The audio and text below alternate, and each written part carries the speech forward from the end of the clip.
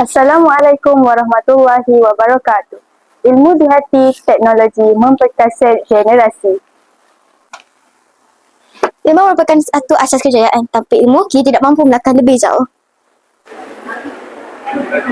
Gabungan ilmu dan teknologi mampu melahirkan generasi kreatif, berdaya saing dan masa depan. Seiring pengembangan teknologi zaman sekarang amat digunakan. Oleh itu, pembelajaran juga amat penting dan mudah untuk difahami. Melalui TVPSS, pelajar bukan sahaja menimba ilmu, malah menguasai teknologi seperti rakaman, penyuntingan dan komunikasi.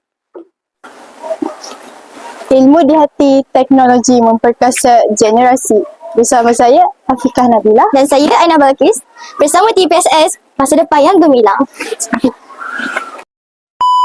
A few moments later. Melalui TVPSS, pelajar bukan sahaja menimba ilmu, malah menguasai kemahiran teknologi.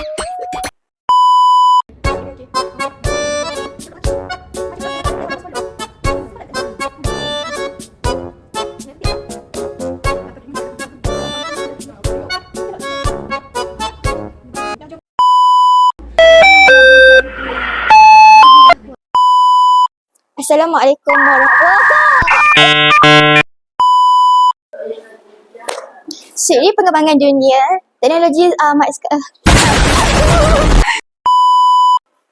Semua orang benar. Lapor dah harga.